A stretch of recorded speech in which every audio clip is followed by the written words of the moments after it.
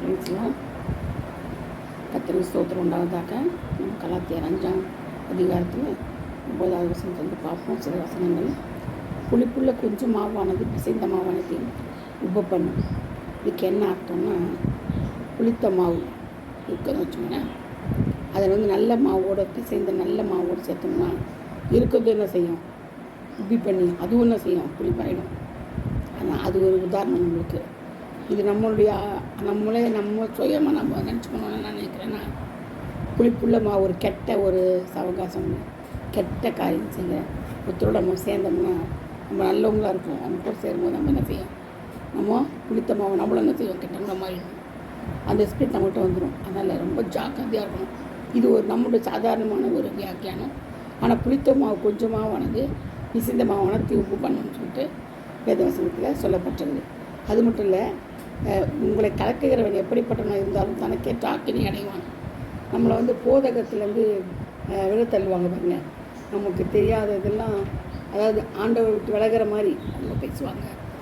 ஆண்டவர் விட்டு விலகி நம்ம ஜீவிக்கிற மாதிரி நம்மளை போதகம் பண்ணுவாங்க. வசனத்தை புரட்டி பேசுவாங்க. நம்மளுக்கு வசனத்தையே நமக்கு தெரியாத மாதிரி போட்டு பேசுவாங்க. வேதத்தில் ஒன்று இருக்கும், அவங்க சொல்கிறது ஒன்று இருக்கும், நமக்கு ஒன்றுமே புரியாது.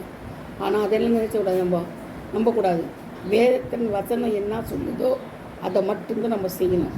அதுதான் சொல்லப்பட்டது. உங்களை கலக்க எப்படிப்பட்ட இருந்தாலும் செய்யணும். தனக்கேற்ற ஆக்கினை அடைவான்னு ஆண்டவர் சொல்கிறார். ஆக்கினை அடைவது உறுதி. ஏன்னா நம்ம ஒன்றும் தெரியாதவங்களை அவங்க கலக்குறாங்கன்னா ஆண்டவர் தான் பார்த்துக்குவார். நம்மளால் ஒன்றும் செய்ய முடியாது இல்லையா, வேஸ்ட்டு. அது மட்டும் சொல்லலாம். ஆண்டவர் பண்டதாசத்தில் உங்களை கலக்குகிறவர்கள் தரிப்புண்டு போனால் நலமாக இருக்கும். தரிப்புண்டு போனால் நலமாக இருக்கும். என்ன அர்த்தம், பயங்கரமாக இருக்குல்லன்னு அர்த்தம். தரிப்புண்டு போகணும், ஒன்றுமே இல்லாமல் போயிடுவாங்க. அவங்க ஒன்றுமே இல்லை, அவங்க தேடி நம்ம காண மாட்டோம். அந்த மாதிரி தரிப்புண்டு போயிடுவாங்க அப்படி சொல்கிறாரு. அது மட்டும் இல்லை, நம்ம நீ மாம்சத்துக்கு ஏதுவான அனுசரியாமல் அன்பினால் ஒருவருக்கு ஒரு ஊழியம் செய்யணும். அன்பு தான் சலத்திற்காக சகிக்கும். நமக்கு நல்லாவே தெரியும். அன்பை பற்றி நிறைய நம்ம கேள்விப்பட்டிருக்கோம், படிச்சிருக்கிறோம், நம்ம நடந்துருக்கிறோம், அன்பாக நடந்துக்கிறோம். அப்போது அன்பினால் ஒருவருக்கு ஒரு ஊழியம் செய்யணும். அன்பினால் ஊழியம் செய்யக்கூடாது. ஒரு தாங்குறது எப்படின்னா ஊழியத்தில் தாங்கணும். நம்ம சிலர்கிட்ட காசு இருக்கும், நிறைய இருக்கும், அவங்க ஊழியத்துக்கு ஒன்றுமே செய்ய மாட்டாங்க, கஞ்சூஸ் மாதிரி இருப்பாங்க. அது இருக்கக்கூடாது. ஊழியத்துக்கு தாராளமாக கொடுக்கணும். ஏன்னா நம்மளால் போக முடியல. இப்போது ரொம்ப தூரம் கடந்து போகிறோம்னு வச்சுக்கோங்களேன். சிலர் ரொம்ப வயசானவங்க இருப்பாங்க, சில வாலிப பிள்ளைகள் அனுப்ப மாட்டாங்க, வாலிபராக இருப்பாங்க, சிலர் முடியாமல் படுக்கையில் இருப்பாங்க. அவங்கக்கிட்டலாம் பணம் இருக்கும். அவங்க என்ன செய்யலாம், தாராளமாக உலகப் பொருட்கள்னால என்ன செய்யலாம், அவங்கள கொடுத்து உதவலாம். உலகப் பொருட்கள்னால் அழிந்து போகிற அழுத்து மக்களை உலகப் பொருட்கள்னால் ரட்சிக்கப்பட வைக்கலாம். நம்மகிட்ட பணத்தை கொடுத்து நம்ம போகலாம் கூட பணத்தில் உதவி செஞ்சோம்னா போகிறவங்க போய் உதவி செஞ்சுவாங்க. அநேக ஆத்துமாக்களை நம்மளுக்கு கிடைக்கும். ஏன்னா ஊழியத்தில் நம்ம என்ன செய்யணும், ஒருவருக்கு ஒருவர் அன்பினால் தாங்கணும். அன்பு, அதான் அன்புனால் தாங்குறதுனா பணத்தை கொடுத்து அது தாங்கிறதா ஊழியம். பணத்தை கொடுத்துட்டா மட்டும் போட்டாங்க, அவங்களுக்காக இறக்கம் பாராட்டணும். ஐயோ அவங்க போகிறாங்களே, அவங்களுக்கு நம்ம உதவி செய்யலாம். அதனால் அன்பினால் ஒருத்தருக்கு தாங்கணும். அவங்களுக்கு உடம்பு சரியில்லையா, ஐயோ உடம்பு சரியில்லை, அவங்களுக்காக ஜெபிக்கணும். அவங்களுக்காக நமக்கு இறக்கம் பாராட்டணும். அதுதான் அன்பு. அதில் ஊழியம் செய்யணும். ஒருத்தர் வியாதி படுக்க வைக்கிறாங்களா, நம்மளுக்கு என்ன செய்ய முடியும், காசு பணம் இல்லை, நம்ம என்ன செய்யலாம், அவங்களுக்கு போயிட்டு ஊழியம் செய்யலாம். ஊழியர்னா அவங்க படுக்கையில் இது குறைச்சி அவங்களுக்கு நர்சனை செய்கிற வேலையெல்லாம் நம்ம செய்யலாம். தப்பு கிடையாது. தொட்டு தூக்கி குளிப்பாட்டி இது மாதிரி என்ன செய்யலாம். இது ஒரு ஊழியம் தான். இது ஊழியம் ஒருவருக்கு ஒருவர் செய்யலாம். தாங்கி ஏந்தி சுமக்கிறது ஊழியம் தான்.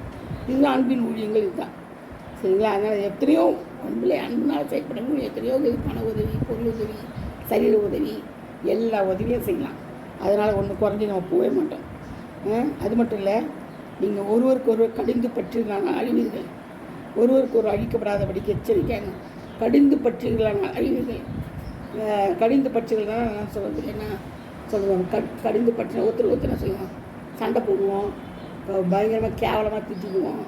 ஒருத்தர் பட்சிக்கிறது, ஓனாய் போல், இந்த சிங்கம் புலி போல் பட்சிக்கிறது. அப்புறம் என்ன செய்வோம், நம்மளா என்ன செய்வோமா, அழிவீர்கள் சொல்கிறாரு. அழிவு தான் போகுன்றார். நம்ம தெரிஞ்சே நம்ம என்ன செய்கிறோம், அந்த வேலையை என்ன செய்யணும், கடிந்து படிச்சுக்கிறோம். ஒருத்தருக்கு தேவையில்லாத வீண் வார்த்தைகள், வீணான பேச்சுகள், சண்டைகள், அதெல்லாம் நம்ம என்ன செய்கிறோம், போடுறோம். அதெல்லாம் வரும்போது எல்லாமே பாருங்க, போராமை நான் எரிச்சல் நான் கோபத்தினால் கடிந்து பற்றிக்கிறது அன்பு போயிடுது, எல்லாம் குட்டி செவராக போகுது. அப்போ பாருங்கள், நம்ம என்ன சொல்கிறார், அவர் சிந்தித்துனா கடிந்து பற்றி அழிவுகள் ஒரு அழிந்து போகாதபடிக்கு எச்சரிக்கையாக இருக்க சொல்கிறாரு. எச்சரிக்கையாக இருக்கும். எச்சரிக்கையாக இருக்கணும்னு செய்யணும். நாவை நம்ம காத்துக்கொள்ளணும். நாவை பற்றி கூட சொல்ல கடிந்து பற்றுகிறதா அழிந்து போயிடும் எச்சரிக்கை. அப்போ நம்ம அழிந்து போகாமல் இருக்கணும்னு நம்ம என்ன செய்யணும்? கடிந்து பற்றிக்கக்கூடாது. அது முக்கியமாக நம்மளால் இருக்க முடிய மாட்டேங்குது. முடியணும். அதுதான் ஆண்டவர் சொல்கிறாரு. அதான் அன்பினால். அது மட்டும் இல்லை, மாம்சம் ஆவிக்கு விரோதமாகவும் ஆவி மாம்சத்துக்கு விரோதமாக இச்சிக்கிறது. நீங்கள் செய்ய வேண்டும் என்று இருக்கிறவை செய்யாதபடிக்கு இவைகள் ஒன்றுக்கொண்டு விரோதமாக இருக்கிறது. உண்மைதாங்க, இது ரொம்ப ரொம்ப உண்மை. கலாத்தியர் 5:17 பார்த்தீங்கன்னா, மாம்சத்துக்கு ஆவியும் ஆவிக்கு விரோதமாக மாம்சமும் கிரியை செய்யுது. இச்சிட்டு நம்ம செய்யக்கூடாதுன்னு நினைப்போம். உண்மையாகவே நம்ம செய்யக்கூடாது அப்படின்னு தான் நினைப்போம். ஆனால் நம்மளால் என்ன செய்ய முடியாது, இருக்க முடியாது. செஞ்சுதே ஆகணுன்ற மாதிரி செய்ய வச்சிருது. அது என்னது? மாம்சத்துக்கு விரோதமான ஆவியும் ஆவிக்கு விரோதமான மாம்சமும் ஒன்றுக்கொன்று விரோதமாக இருக்குது. அப்போ நம்ம எவ்வளோ உஷாராக எச்சரிக்கையாக ஜாக்கிரதையாக இருக்கணும். இது நம்மளுக்கு என்ன ஆகும்? நரகத்துக்கு போகிற வழி தானே. இது நரகத்துக்கு போகிறதுக்கு தான் வழி இது. ஏன்னா நான் ஆண்டவர் சொல்லவே இல்லை. அப்படி சொல்லவே இல்லை. ஆண்டவர் என்ன பண்ணுறாரு? அவர் கடிந்து பட்சிக்காதுன்னு நான் சொல்கிறாரு. நன்மை தானே சொல்கிறார் ஆண்டவர். ஒரு நாள் ஆண்டவர் தீமை சொல்கிறவரே கிடையாது. எல்லாவற்றுக்கும் ஆண்டவர் பெரியவராக இருக்கிறார். நன்மை செய்கிறவராக இருக்கிறார். கடிந்து பட்சிக்காதீங்கன்றது. அப்போ தான் பரலோகம் நம்மளுக்கு கிடைக்கும். அந்த மாதிரி தான் சொல்கிறார். ஒழிய நீங்கள் ஒருத்தர் சண்டை போட்டுக்கோங்க, நல்லா பிடித்தமாவாக இருங்க அப்படிலாம் ஆண்டவர் ஒரு நாள் சொன்னதே இல்லை. அதனால தான் ஆண்டவர் சொல்கிறாரு, அழிந்து போகிற எச்சரிக்கையாக இருங்க. அது மட்டும் இல்லை, ஆவிக்கு விரோதமாக மாம்சத்துக்கு ஆவிங்கிறது. ஆவினால் நடத்தப்பட்டுக்கலாம். நீங்கள் நியாயப்பிரமாணத்துக்கு கீழ்ப்பட்டவர்கள் அல்ல. மாம்சத்தின் கிரிகள் வெளியரங்கமாக இருக்கின்றன. எங்களுக்கு தெரியும் மாம்சத்தின் கிரிகள் என்னென்னு. விபச்சாரம், வேசித்தனம், அசுத்தம், காமிக்கிறாரணை, பொய், சூனியம், பகைகள். இப்போ பகைகள்லாம் எப்படி வந்துச்சு? இப்போது கடிந்து பட்சத்தினாலே தான் வந்துருது பகைகள். கோபங்கள், விரோதங்கள், சண்டைகள், வைராக்கியங்கள், பிரிவினைகள், மாற்றுகள், பொறாமைகள், கொலைகள், வெறிகள், கல்யாட்டுகள் எல்லாம் வந்துட்டு இப்போ எல்லா பாவமும் செஞ்சாச்சு. எச்சரிக்கையெல்லாம் இருக்க முடியாது. என்னாச்சு? ஆண்டு சொன்ன கடிந்து பற்றி என்ன வந்துச்சு? அழிவுகள். இப்போ முடிஞ்சு போச்சா? ஒரே வார்த்தையில் முடிஞ்சு போச்சு. எல்லாமே முடிஞ்சு போச்சு. எல்லாம் சண்டை, கோபம் எல்லாம் வந்துடுச்சு. அப்போ இதெல்லாம் என்னது? மாம்சத்தின் கிரிகள். அப்போ நம்ம என்ன செய்யணும்? ஆவியில் நம்மளை ஜெயிக்கணும். ஆவிக்குரியவெல்லாம் நம்ம வாழணும். எப்பவுமே ஆவிக்குரிய பேச்சுக்கே பேசணும். ஆவிக்குரிய காரியங்கள் நடத்தணும். நம்மளால் முடியதான். ஆனாலும் கர்த்தர் அதுக்கு என்ன செய்கிறாரு? பலன் தராரு. ஆவிக்குரிய காரியங்கள் செய்யறதுக்கு ஆண்டவர் பலன் தராரு. பாருங்க, ஆவியின் கனியோ அன்பு, சமாதானம், நீடிய சாந்தம், பொறுமை, தயவு, இரக்கம், நற்குணம், விசுவாசம், இச்சையடக்கம். இதெல்லாம் இதுக்கு விரோதமான பிரமாணம் ஒன்றுமே கிடையாதுங்க.